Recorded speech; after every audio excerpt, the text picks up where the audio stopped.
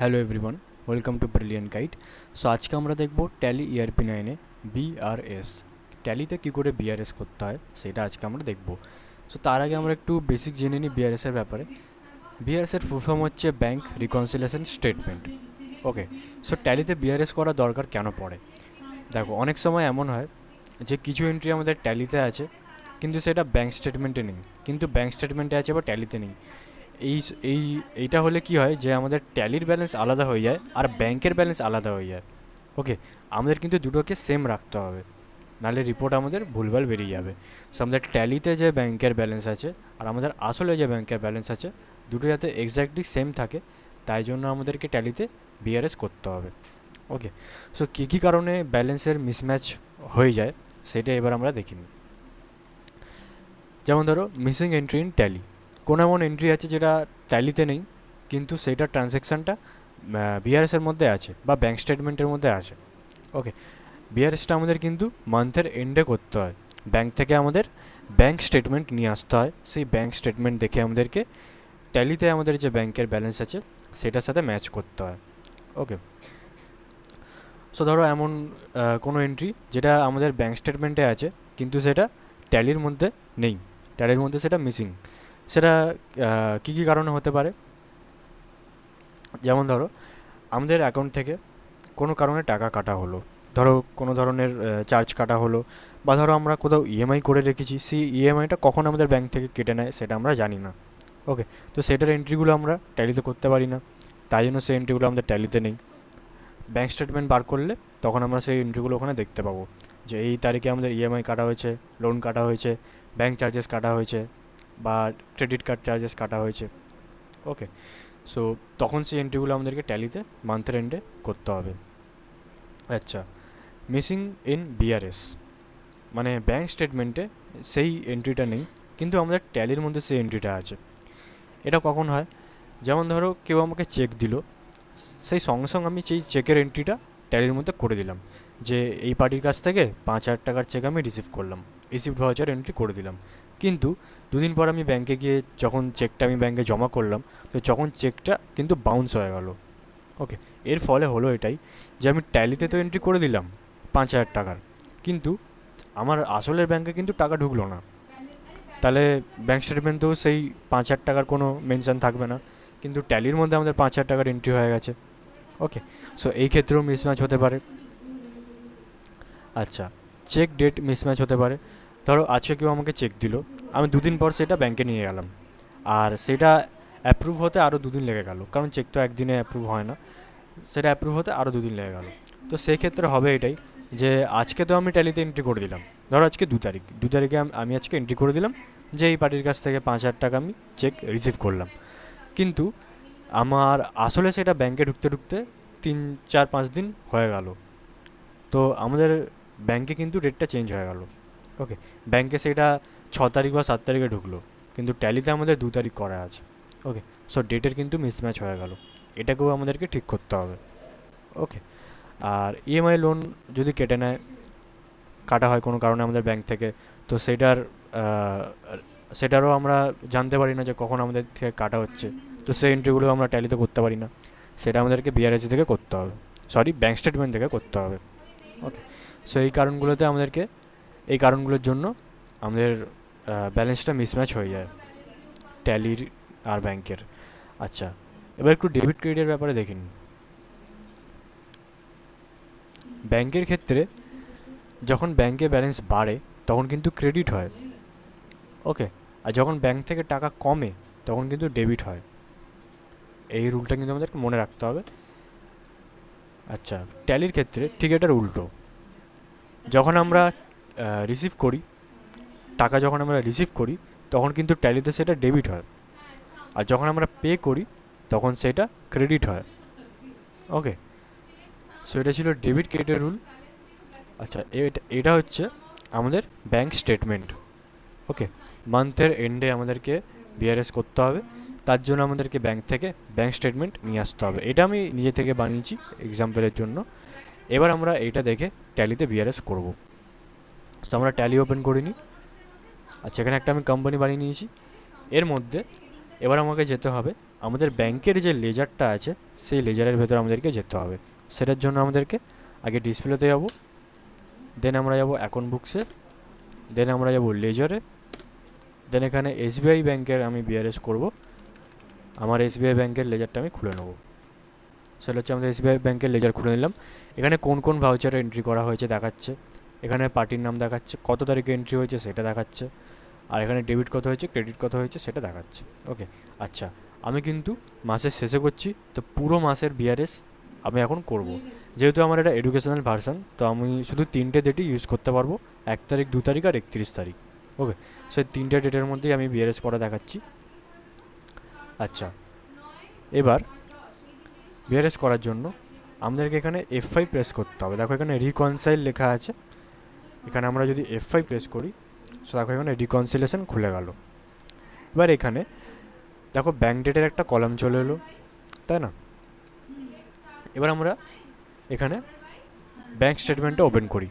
এখানে দেখো তোমরা দেখতে পাচ্ছ প্রথম যে এন্ট্রিটা আছে সেটা 8,800 টাকার আছে। 1 তারিখে 8,800 টাকার এন্ট্রি আছে, আর সেটা আমরা রিসিভ করেছি একটা পার্টির কাছ থেকে। ওকে, সো এই এন্ট্রিটা ট্যালিতে আছে কিনা দেখিনি। দেখো এই এন্ট্রিটা কিন্তু ট্যালিতে আছে।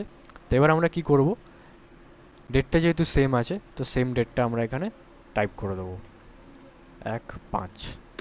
ওকে, সেম ডেটটা আমরা টাইপ করে দিলাম। এরপরে আমরা দেখি কি আছে।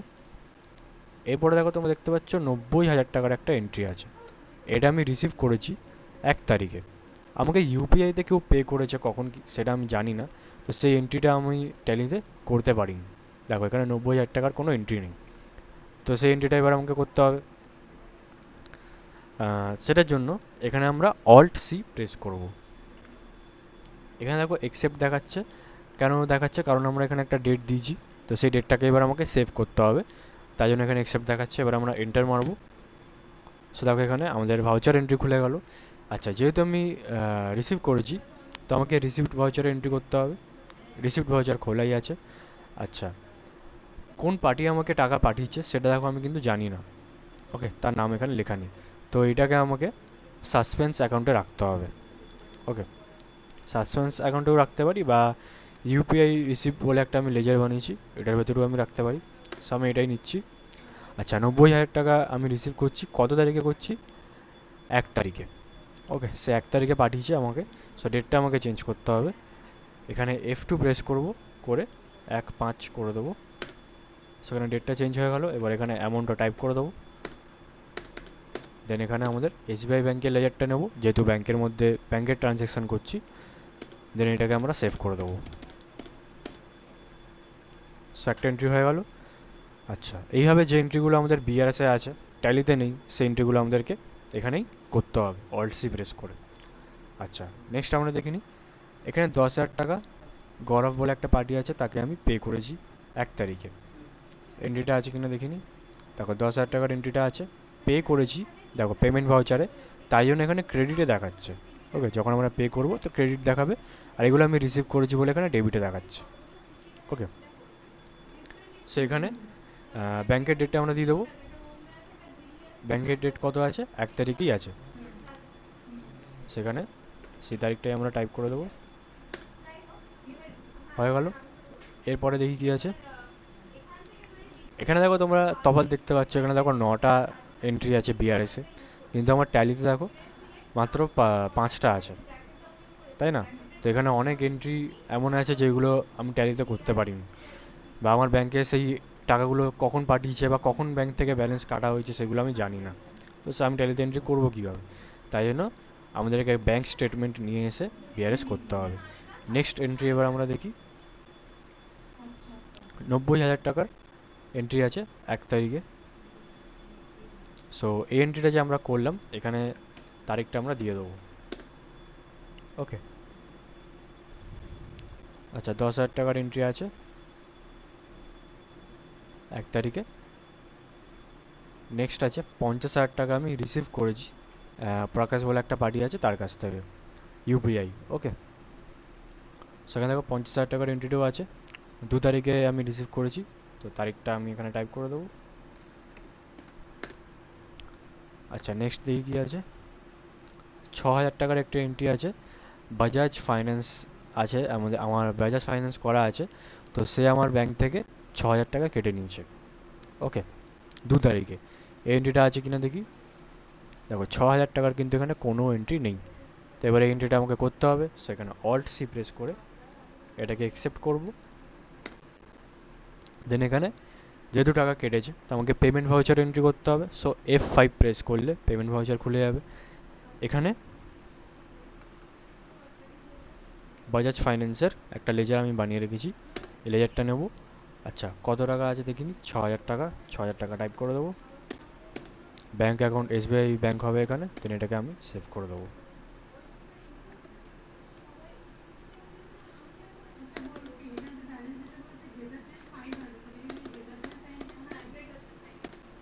ওকে, এটা আমি সেভ করে দিলাম। 6,000 টাকার এন্ট্রি দেখো হয়ে গেছে। এবার এখানে তারিখটা আমরা টাইপ করে দেবো। কত তারিখ আছে, 2 তারিখ আছে। ওকে, সো এখানে আমি কিন্তু ডেটটা চেঞ্জ করতে ভুলে গেছিলাম, তো ডেটটা চেঞ্জ করে দিই, 2 তারিখ হয়ে যাবে। সেভ করে দেবো। আর এখানে ব্যাংকের ডেটটা দিয়ে দেবো। আচ্ছা, নেক্সট দেখি কী আছে এখানে। 6,000 টাকার পরে আছে 7,500 টাকা। এটাও দেখো বাজাজ ফাইন্যান্স আমার ব্যাংক থেকে কেটেছে। কখন কেটেছে আমি জানি না। এন্ট্রিটাও এবার আমাকে করতে হবে 2 তারিখে 7,500 টাকার। সেখানে অল্ট সি প্রেস করব, এটাকে সেভ করব। আচ্ছা, পেমেন্ট ভাউচার এন্ট্রি হবে বাজাজ ফাইন্যান্স, 2 তারিখ করাই আছে, 7,500 টাকা টাইপ করে দেবো। দেন এটাকে আমি সেভ করে দেবো। 7,500 টাকার এন্ট্রি হয়ে গেল। এই ডেটটা আমরা এখানে দিয়ে দিই। আচ্ছা, এবার দেখি কী আছে। 5,100 টাকার একটা এন্ট্রি আছে 31 তারিখে। এটা কিন্তু আমি চেক রিসিভ করেছি। ওকে, সো এন্ট্রিটা আছে কিনা দেখিনি। দেখো 5,100 টাকার এন্ট্রি তো আছে, কিন্তু দেখো এটা 2 তারিখে। ওকে, কিন্তু দেখো ব্যাঙ্ক স্টেটমেন্টে আমার 31 তারিখ দেখাচ্ছে। তো এখানে ব্যাপারটা এটাই হয়েছে যে 2 তারিখে কেউ আমাকে চেক দিয়েছে, সঙ্গে সঙ্গে আমি সেই এন্ট্রিটা ট্যালিতে করে দিয়েছি, কিন্তু আমার ব্যাংকে যেতে দেরি হয়ে গেছে। সেই কারণে আমার ব্যাংকে সেই টাকাটা 31 তারিখে ঢুকেছে। ওকে, তো তাই জন্য আমাকে ব্যাংকের ডেটটা এখানে টাইপ করে দিতে হবে। ব্যাংকের ডেটটা আমরা টাইপ করে দেবো 31/5। ওকে, এরপরে আমরা দেখি কী আছে। আচ্ছা, এখানে একটা জিনিস দেখো, 5,000 টাকার একটা এন্ট্রি দেখাচ্ছে 2 তারিখে, কিন্তু এখানে বিআরএসের মধ্যে দেখো 5,000 টাকার কিন্তু কোনো এন্ট্রি নেই। ওকে, 5,000 টাকার একটাও এন্ট্রি নেই। তার মানেটা কি, এখানে দেখো তোমরা দেখতে পাবে এখানে আমি চেকে ট্রানজ্যাকশান হয়েছে আর রিসিভড ভাউচারে, মানে এই পার্টিটার কাছ থেকে 2 তারিখে আমি একটা চেক রিসিভ করেছিলাম, কিন্তু সেই চেকটা যখন আমি ব্যাংকে নিয়ে গেছি তো সেই চেকটা বাউন্স হয়ে গেছে।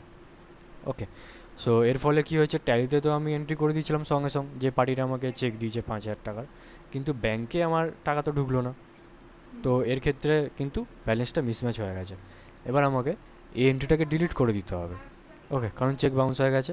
আর ডিলিট করার আগে এই পার্টিটার ডিটেলস আমাকে নোট ডাউন করে রাখতে হবে, কারণ চেক বাউন্স হয়েছে।